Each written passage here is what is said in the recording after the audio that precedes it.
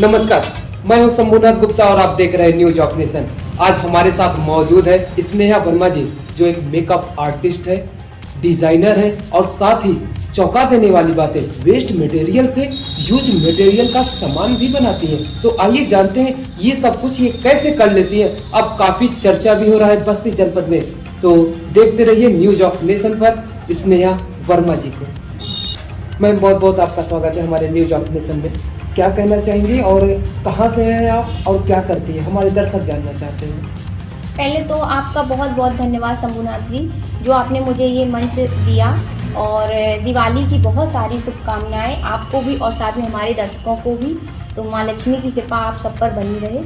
और मेरा परिचय जो है वो है, मैं स्नेहा वर्मा, एक प्रोफेशनल मेकअप आर्टिस्ट के साथ साथ में फैशन डिजाइनिंग का भी काम करती हूँ बस्ती शहर में। अगला सवाल हमारा ये है, आपकी शिक्षा दीक्षा कहाँ से हुई, ये भी हमारे दर्शक जानना चाहते हैं। जी बिल्कुल सर, मेरा जो जन्म है वो बहुत से छोटे से ही शहर में हुआ है। मैं यूपी की ही रहने वाली हूँ और यह डिस्ट्रिक्ट की दिव्यापुर बस्ती कस्बे में, बहुत छोटा सा कस्बा है सर, वहाँ से मैं रहने वाली हूँ। स्कूलिंग हमारी वहीं से हुई है। उसके बाद से मैंने फैशन डिजाइनिंग का जो कोर्स है वो मैंने राजकीय महिला पॉलिटेक्निक वाराणसी से कंप्लीट किया है। मैम, आपके अंदर ये रुचि कहाँ से आई कि हमें इस क्षेत्र में अपना योगदान देना चाहिए? काफ़ी एक्टिव दिख रही हैं बस्ती जनपद में और चर्चा भी है आपका। सर, बचपन से ही मुझे क्रिएटिविटी का बहुत शौक था और मेरे घर में भी ये होता था कि कोई भी वेस्ट मटेरियल रहता था सब कुवाड़े में फेंक के आते थे, मैं उसको बटोर के लेके चली आती थी वापस। तो बहुत डांट भी पड़ती थी, ये कबाड़ा इकट्ठा करती रहती है। तो एक फ्रेंड ने मुझे सजेस्ट किया, हम लोग तब हाई स्कूल 11th में थे, मेरी फ्रेंड ने सजेस्ट किया ऐसे ऐसे फैशन डिजाइनिंग का कोर्स होता है जो कि तुम्हारे ऊपर जा रहा है, तुम कर सकती हो। तो ऐसे ही बस फॉर्म फिल कर दिया। घर पे बताया भी नहीं था एक्चुअली जब मैंने फॉर्म फिल किया, लेकिन उसके बाद से जब मैंने एंट्रेंस दिया तो मुझे गवर्नमेंट कॉलेज मिला। तो पापा भी फिर थोड़े से खुश हुए कि अरे गवर्नमेंट कॉलेज मिला है बच्चे को। तो फिर उन्होंने मुझे एडमिशन की परमिशन दे दी और मैंने एडमिशन लिया और उसके बाद से अपना काम स्टार्ट किया। मैम, जब कोई काम इंसान पहली बार जब स्टार्ट करता है तो काफ़ी सारी आलोचनाओं को झेलता है, सामने वाला कमेंट करता है, तो क्या उस समय ऐसा कुछ हुआ था? अगर हुआ था तो हमारे दर्शकों के साथ साझा करिए। सर, बहुत ज़्यादा तो नहीं हुआ, लेकिन ये तो है कि छोटे शहर से अगर कोई बच्चा या कोई भी लड़की खासकर बाहर निकलती है, और फैशन डिजाइनिंग बहुत अच्छा क्षेत्र है, लेकिन ग्रामीण क्षेत्रों में थोड़ी सी इसको लोगों को कम पसंद आता है काम। उनको लगता है फैशन से रिलेटेड है, बट ऐसा कुछ नहीं है। मैं आप लोगों को भी क्लियर कर देना चाहती हूँ, फैशन डिजाइनिंग मतलब आप गारमेंट डिजाइनिंग कर सकते हो, और भी इससे जुड़े हुए बहुत सारे क्षेत्र हैं। वेस्ट मटेरियल से हम बहुत कुछ बनाते हैं, वो दूसरे ट्रेड में चला जाता है। मैं आज अपने ट्रेड के बारे में बात करती हूँ। मैंने गारमेंट फैशन डिजाइनिंग किया हुआ है, जिसमें कि मुझे गारमेंट डिजाइन करना होता है, और इसमें बहुत सारे जॉब अपॉर्चुनिटी है जो मैं आगे बात में आपको कंफर्म करूँगी कैसे कैसे काम इसमें किया जाता है। मैम, हमको ये भी जानना है, इसमें जो आप वेस्ट मटेरियल से यूज मटेरियल सामान बना देती है आप, अरे बहुत अच्छी बात है, लेकिन इसमें क्या क्या उपलब्धियां हैं, क्या क्या चीज़ बनाते हैं, हमारे दर्शकों को बताइएगा। सर, मेरा जो क्षेत्र है, मेरा क्षेत्र गारमेंट से रिलेटेड है, वो मैं बार बार बता रही हूँ। और गारमेंट में क्या है कि हमारा जो काम है, अभी पहले क्या है कि हम नए नए फैब्रिक से गारमेंट तैयार करते थे। मैंने भी वही काम स्टार्टिंग में किया, लेकिन जब मैं बस्ती में शिफ्ट हुई और बस्ती में मैंने देखा कि यहाँ सर बहुत ज़्यादा कॉस्टली चीज़ें मिलती हैं, और मैं तो दिल्ली और मुंबई का मार्केट किया हुआ है, तो वहाँ पे तो सर बहुत चीप रेट में मिल जाते हैं। फैब्रिक सोर्सेस बहुत इजी हो जाते हैं, यहाँ पे फैब्रिक सोर्स करना बहुत टफ है। तो फिर मेरा दिमाग काम किया कि ऐसा करते हैं कि हमें भी सस्ता पड़े और बाकियों को भी कुछ बेनिफिट्स मिले हमारे काम का। तो हमने पुराने गारमेंट को रिन्यू करने का प्लान किया और फिर मैं उस पर काम करना शुरू की। थोड़ी सी ही बात को अपने थोड़े से शब्दों में बात को कंप्लीट करने की कोशिश करती हूँ कि साड़ियाँ जैसे कि होती हैं, लेडीज़ों के पास साड़ियों का कलेक्शन बहुत होता है। उनके पास जो साड़ियाँ पहनने वाली महिलाएं होती हैं उनके पास साड़ियों का बहुत कलेक्शन होता है, और जो महिलाएं सूट पहनती हैं उनके पास सूट का कलेक्शन बहुत होता है। तो हम क्या करते हैं कि जैसे समय समय पर फैशन बदलता रहता है, फैशन के साथ साथ में आजकल ट्रेंड है कि 2 बार 4 बार पहना और सोशल मीडिया पे हमने फोटो पिक कर दिए, क्लिक करके डाल दिए, तो उसके बाद से हमें वो वेस्ट लगने लगती हैं साड़ियाँ या सूट। तो हम क्या करते हैं, उन वेस्टेज साड़ियों को, उन पुरानी साड़ियों को यूज में लाते हैं और उनसे नए नए तरीके के नए नए रूप में ड्रेसेस बनाते हैं।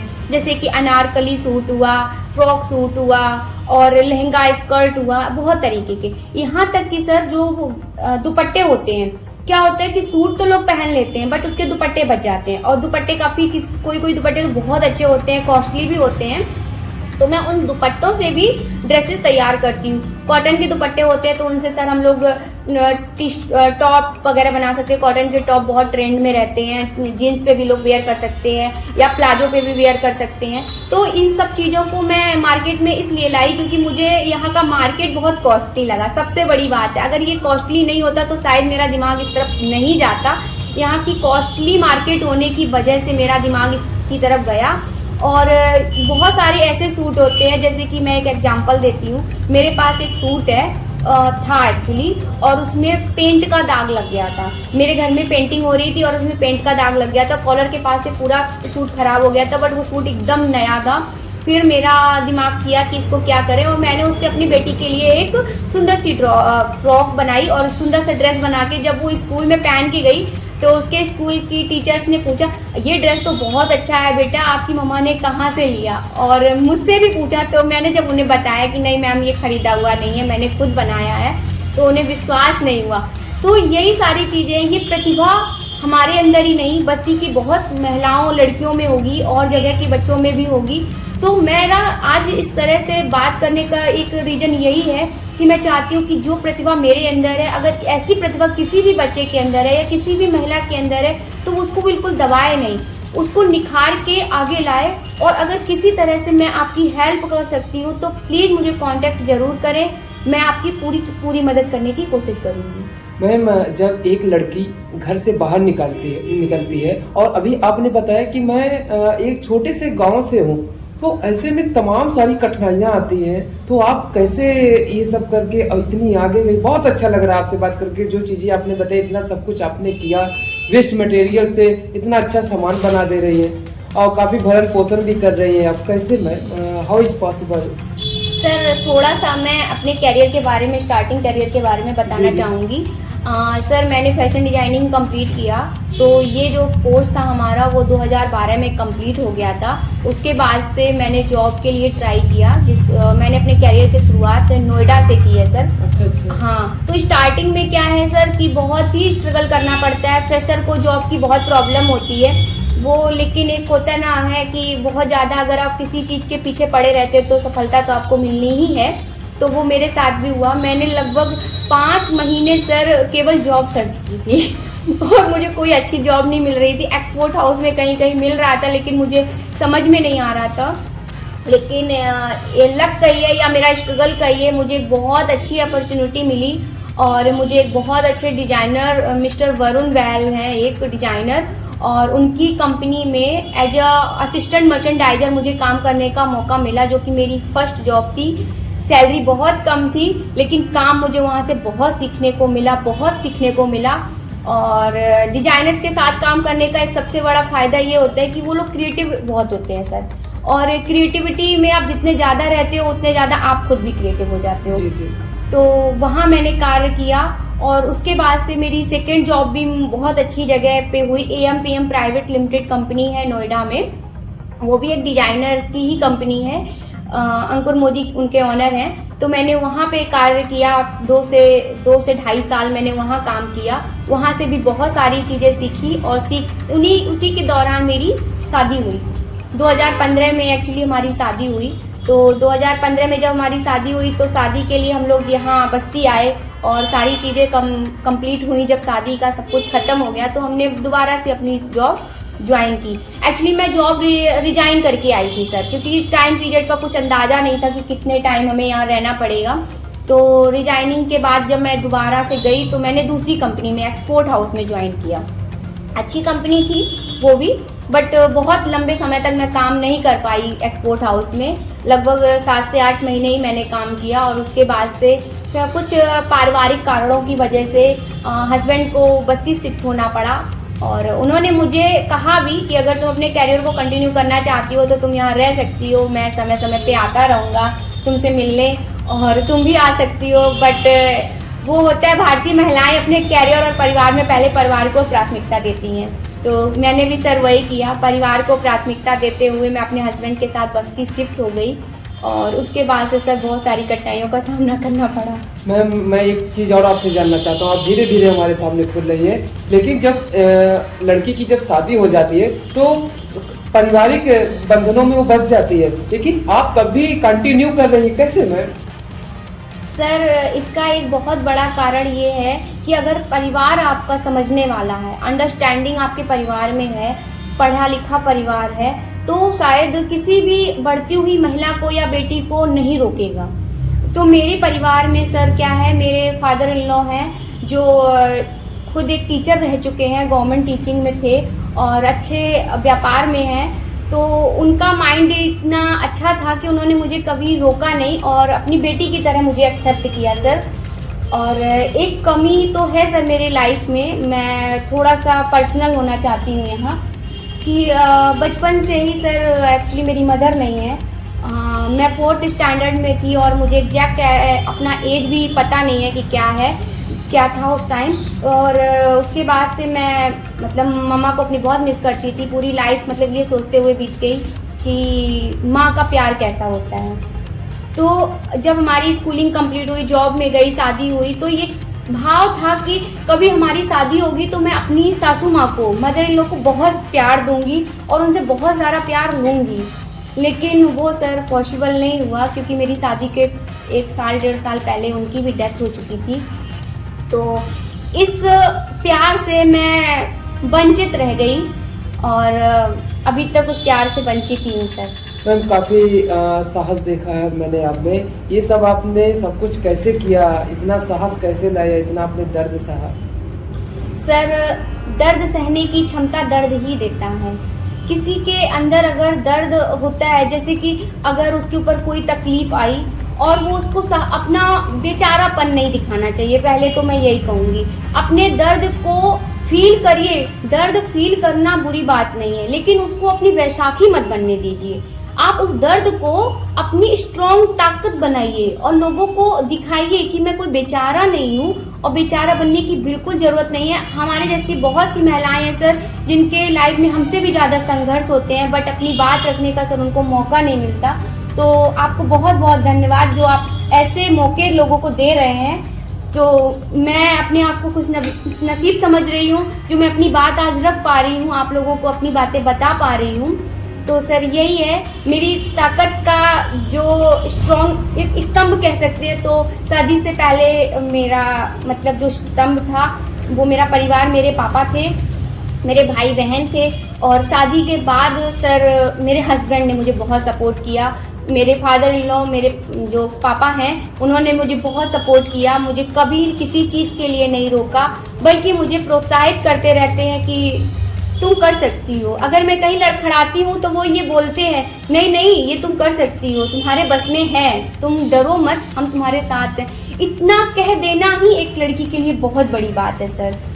मैम आजकल का जो ज़माना देखा जा रहा है, काफ़ी दिक्कतें चल रही है, परेशानी चल रही है। जब एक लड़की घर से बाहर निकलती है तो काफ़ी सारी परेशानियाँ आती हैं, डर भी रहता है। तो ऐसे में आपके साथ कुछ ऐसा हुआ कि नहीं? सर ऐसा कुछ बहुत ज़्यादा तो नहीं हुआ है। हाँ ये है कि मेरे पापा ने मुझे स्टार्टिंग से ही बहुत इंडिपेंडेंट बना दिया था।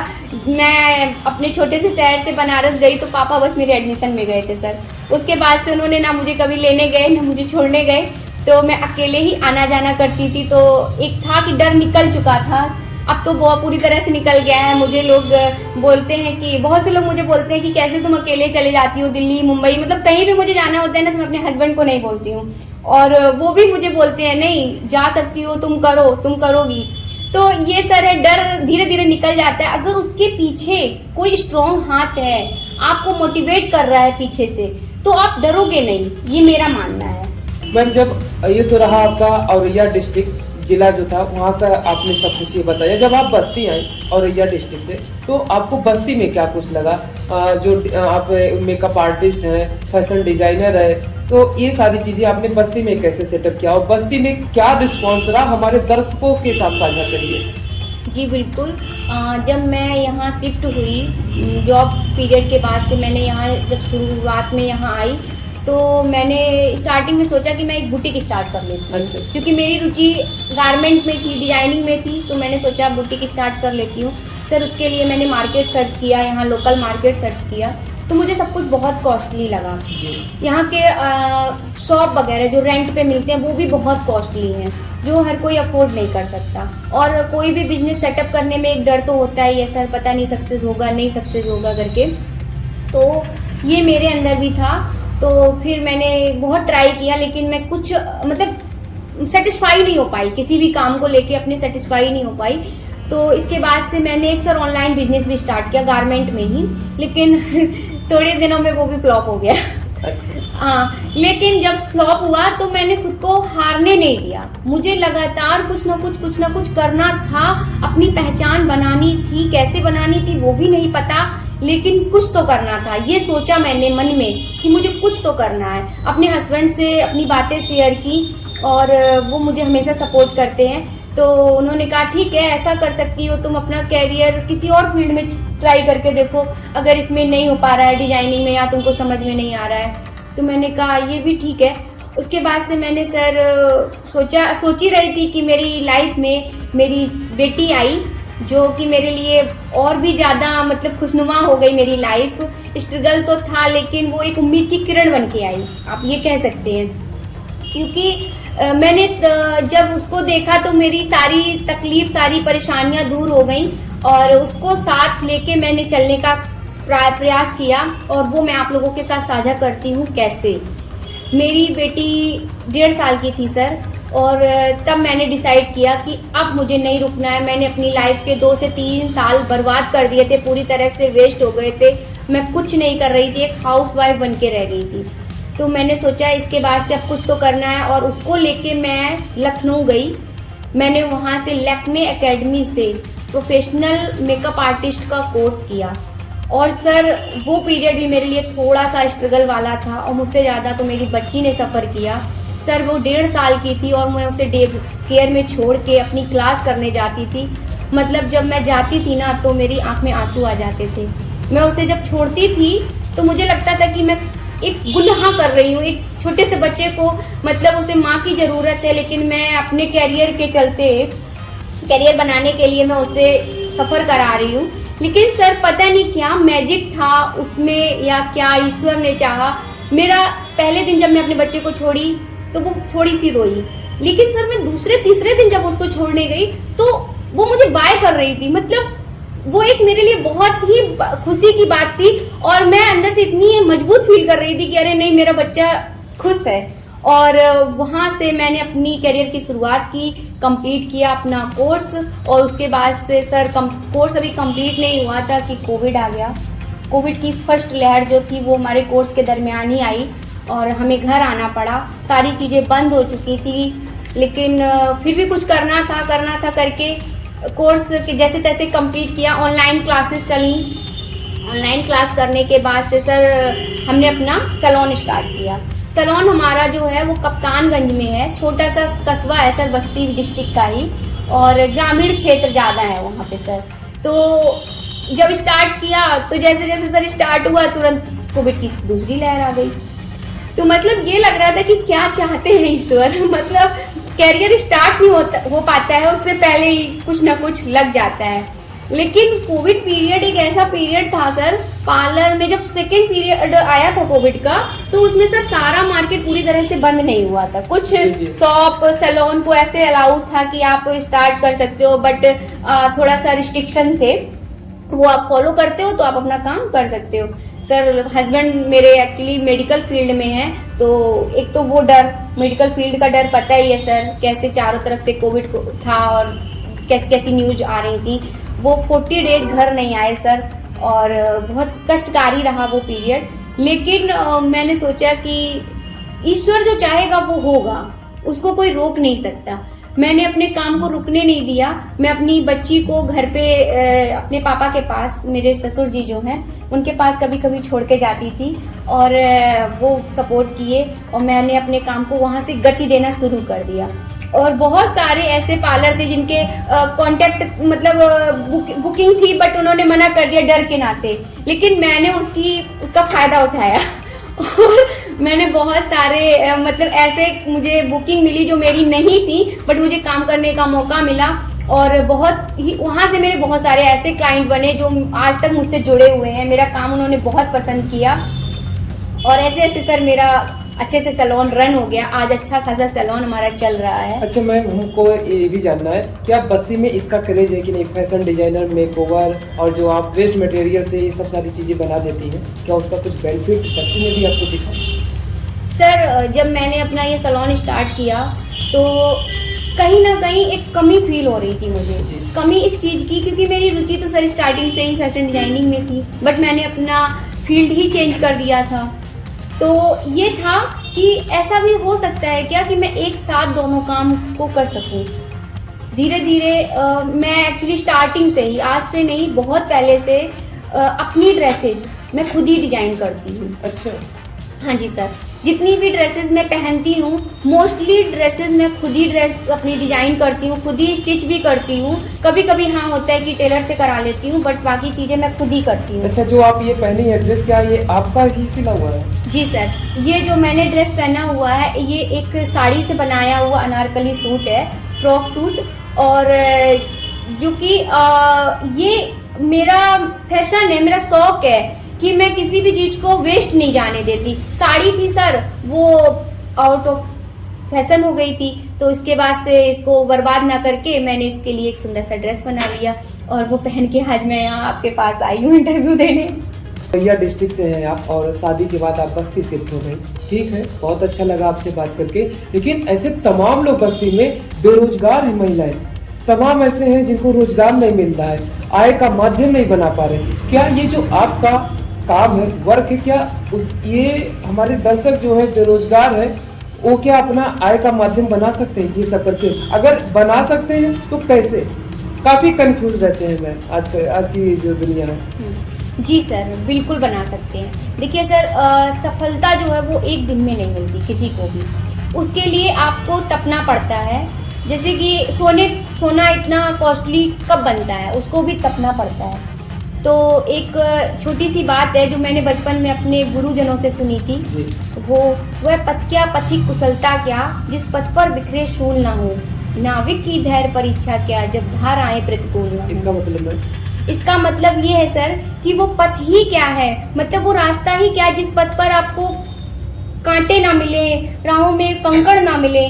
फूलों से भरा रास्ता तो आसानी से लोग तय कर जाते हैं, लेकिन असलियत क्या है, असली सफलता आपको तब महसूस होगी जब आप कठिनाइयों से लड़ते हुए शिखर पे पहुंचेंगे। मैं दर्शकों से अपनी अपील करना चाहती हूँ कि अगर आपकी नज़रों में या आपके आसपास में कोई भी ऐसी महिला है, कोई भी ऐसा बच्चा है जो प्रतिभावान है, उसके अंदर कला है बट उसको कोई दिशा नहीं मिल रही है, तो आप उसे मुझसे मिलवाइए। मैं उसे एक नया मार्गदर्शन दूंगी, रोजगार देने की कोशिश करूंगी। सर मैं जो काम करती हूँ उससे रोजगार कैसे बच्चों को दिया जा सकता है वो मैं आपसे थोड़ा सा साझा करना चाहती हूँ। सर मैंने क्या किया, जब ये काम स्टार्ट किया तो पहले क्या था कि अपने लिए करना था तो मैं खुद ही स्टिच कर लेती थी, लेकिन धीरे धीरे जब मैंने अपना ये काम स्टार्ट किया, लोगों को बताया, तो बच्चे मुझसे जुड़ने लगे। कुछ बच्चे तो सर ऐसे हैं कि जो बहुत अति निर्धन हैं, उनके पास सोर्स का भी इनकम नहीं है, पेरेंट्स भी सर किसान है या बहुत ही गरीब वर्ग के परिवार के बच्चे हैं। तो जब वो हमारे पास आए तो कुछ बच्चों को मैंने निःशुल्क शिक्षा भी प्रदान की। निःशुल्क शिक्षा से मतलब मैं कोई पढ़ाई का क्लास नहीं चलाती हूँ, मैं स्टिचिंग क्लासेस चलाती हूँ और फैशन डिजाइनिंग का जिसमें थोड़ा बहुत बच्चों का नॉलेज देती हूँ। और ये जो हम अपना मेकअप आर्टिस्ट का मेरा काम है, ब्यूटिशियन का काम है, इसमें भी बच्चों को परफेक्ट बनाने की कोशिश करती हूँ। बस धीरे धीरे सर मैं इसी क्षेत्र में कोशिश कर रही हूँ कि बच्चों को भी रोजगार मिले। जो बच्चे अपनी पढ़ाई कंप्लीट नहीं कर पाते हैं किसी भी कारण से, पारिवारिक कारण से या पैसों की वजह से, किसी भी तरह से वो अगर असफल है अपने काम को आगे ले जाने में, तो वो मेरे पास आते हैं तो मैं उनको ये सिखाती हूँ, जो स्टिचिंग का काम है सिखाती हूँ, फैशन डिजाइनिंग का काम सिखाती हूँ, ब्यूटिशियन का काम सिखाती हूँ, जिससे कि वो अपने करियर को एक नया दिशा दे सकते हैं। सर मैं क्या करती हूँ, लोग मुझे ऑर्डर देते हैं, लोगों ने मुझे ऑर्डर दिया कि मैम मेरे लिए ये ड्रेस बना दीजिए, तो मैंने उनसे ऑर्डर लेके वो काम जो है मैं वो उन बच्चों से करवाती हूँ जो बच्चे बेरोजगार थे। उन बच्चों को मैंने पहले सिखाया और अब वो परिपक्व हो गए हैं काम करने में, तो मैं उनसे वो काम करवाती हूँ, सिखाती हूँ। और सर जल्दी ही मैं एक अभियान स्टार्ट करने वाली हूँ, अभी किया नहीं है, जल्दी ही 2024 तक शायद सर स्टार्ट हो जाएगा, महिला स्वावलंबन अभियान। ये क्या चीज है मैम? सर मैं चाहती हूँ कि कोई भी बच्चा, कोई भी महिला किसी पे डिपेंड होके ना रहे, वो स्वावलंबी बने और अपने सपनों को खुद एक उड़ान दे। और जिसके लिए बहुत से बच्चे तो डॉक्टर इंजीनियर का कोर्स करते हैं, उन्हें सब जानते हैं सर। जी जी। क्योंकि सफलता एक ऐसी चीज है, जो सफल हुआ उसका नाम हुआ। लेकिन बहुत से बच्चे ऐसे हैं सर, हुनर है, प्रतिभावान है, लेकिन उन्हें एक दिशा नहीं मिलती है, उन्हें अपने कैरियर को बढ़ाने का एक मार्ग नहीं मिलता है कि कैसे वो अपने कैरियर को आगे बढ़ाएं। तो ये जो अभियान है उसके तहत मैं ब्यूटिशियन का और अपने फैशन डिजाइनिंग का कोर्स रखूंगी, जिसमें से कुछ आरक्षण सीटें होंगी जो निःशुल्क रहेंगी और कुछ सीटें होंगी जो पे रहेंगी, जिनमें आपको चार्ज पे करना पड़ेगा, लेकिन चार्ज बहुत ही लिमिटेड में रखूंगी। एक्चुअली सर मेरा मानना ये है कि जब बच्चा या कोई भी व्यक्ति गुरु दक्षिणा दे के ज्ञान सीखता है तो उसकी वैल्यू वो ताउम्र रखता है। जी जी। और अगर हम किसी को फ्री में शिक्षा देते हैं तो शायद उसकी वैल्यू उसको समझ में नहीं आती है। तो मैं फीस के नाम पे, गुरु दक्षिणा के नाम पे बहुत ज्यादा फीस नहीं लूंगी बच्चों से, लेकिन हाँ उतना लूंगी कि जिससे बच्चों को एहसास रहे कि मैंने एक कीमत देके ज्ञान को लिया है और उसमें मुझे अपना कैरियर बनाना है, ताकि मेरे पैसे, माँ बाप के पैसे वेस्ट ना हो। मैम, जाने से पहले हमारे दर्शकों को और देशवासियों को क्या संदेश देना चाहेंगे हमारे चैनल के माध्यम से? सर आपके चैनल के माध्यम से मैं इतना ही कहना चाहूंगी कि जो भी बच्चे, जो भी प्रतिभावान बच्चे, महिलाएं जिनकी प्रतिभाएं दबी हुई हैं, वो अपनी प्रतिभा को किसी भी तरह से, किसी भी कारण से आप दबने मत दीजिए। एक सिंपल सी भाषा में कहा जाए सर, तो ऐसा कोई व्यक्ति नहीं है जिसकी लाइफ में स्ट्रगल नहीं है। जी बिल्कुल। मैंने तो जितनी भी महिलाओं को देखा है वो सब स्ट्रगल ही पीरियड में रहती हैं। घर को संभालने वाली महिला भी एक स्ट्रगल करती है, बच्चे को संभालने वाली महिला भी स्ट्रगल करती है और कैरियर को चुनने वाली महिलाएं भी स्ट्रगल करती हैं। तो सर 100 बात की एक बात ये है कि महिलाओं को, खास करके आज की महिलाओं को आगे बढ़ने की बहुत जरूरत है। जहां हम तुलना करते हैं कि पुरुष के बराबर एक महिला है, तो वहां पे हमें एक तुलना के साथ साथ में अपने आप को करके भी दिखाना है। और वो सिर्फ मेरे कहने या मेरे करने से नहीं होगा, आप सबके सपोर्ट से होगा। आप सब लोग हमारे जैसे लोगों के साथ जुड़िए और अपने आप को भी ऐसे लोगों के साथ जोड़िए, कनेक्ट करिए। एक चैन की तरह हमें काम करना है, कंधे से कंधा मिला के काम करना है, महिलाओं को आगे बढ़ाने का काम करना है। और बस मैं इतना ही कहना चाहती हूँ कि आप अपनी प्रतिभा को छुपाइए मत, बिल्कुल भी डरिए मत। अपने परिवार, अगर आपका परिवार सपोर्ट करता है तो बहुत अच्छी बात है, सपोर्ट नहीं करता है तो उन्हें कन्विंस करने की कोशिश करिए और सही राह पे चलिए। बस आगे के लिए मैं इतना ही कहना चाहती हूँ। हमारे मन में एक सवाल है, आजकल देखा जा रहा है जो गरीब माँ बाप की बेटियां हैं, जिनके पास आय का साधन नहीं है, शादी में काफ़ी सारी दिक्कत होती है, तो क्या उसमें आपका भी कुछ योगदान रहा कि उन बेटियों की शादी में कुछ आपका योगदान हो? जी सर बिल्कुल। और मैंने एक्चुअली जब ये कोर्स किया था और जब मैं ग्रामीण क्षेत्र में कार्यरत हुई तो मैंने देखा बच्चे बहुत, कभी कभी क्या होता है सर, सुंदर दिखना हर महिला का शौक होता है सर, और हर हक है, लड़कियों का हक है सुंदर दिखना। तो जब शादियां फिक्स होती हैं तो सर सबसे पहले उनके विचार आते हैं कि अपने मेकअप को लेके। जी जी। तो जब मेकअप को लेके, लेकिन चार्जेस बहुत ज्यादा होते हैं, हर कोई नहीं अफोर्ड कर सकता, माँ बाप मना करने लगते हैं। तो मैं ऐसे बच्चों से अपील करना चाहती हूँ जो अति निर्धन है या जिनके माँ बाप नहीं है, कुछ बच्चे ऐसे भी होते हैं, तो वो हमारे पास आते हैं। और मैंने सर शपथ ली थी कि मैं ऐसे बच्चों की मदद ताउम्र करती रहूंगी और ऐसे बच्चों को मैं निःशुल्क मेकअप करती हूँ, ऐसे बच्चों का निःशुल्क मेकअप करती हूँ जो अति निर्धन होते हैं या अनाथ होते हैं। और इसके लिए मुझे इंदिरा चैरिटेबल ट्रस्ट के द्वारा सम्मानित भी किया जा चुका है और ये कार्य मैं ताउम्र करना चाहती हूँ। तो दर्शकों, आज हमने स्नेहा वर्मा जी से बातचीत किया, जो एक अहम क्षेत्र में अपना योगदान दे रही है और कई लोगों की जिंदगियां भी संवार रही है अपने रोजगार के माध्यम से। तो हम आपसे फिर मिलेंगे ऐसी ही शख्सियत को लेकर। तब तक के लिए नमस्कार। मैम, आपको बहुत बहुत शुक्रिया कि आप एक अहम क्षेत्र में अपना योगदान दे रही है, काफ़ी जिंदगियां बना रही है बस्ती में रहकर, और काफ़ी आप चर्चित भी हैं, हमारे दर्शक भी देख रहे हैं आपको, और आपसे बात करके बहुत ही अच्छा लगा। हम आपसे फिर मिलेंगे एक नए अपडेट के साथ और नए अंदाज के साथ। तब तक के लिए नमस्कार। नमस्कार सर।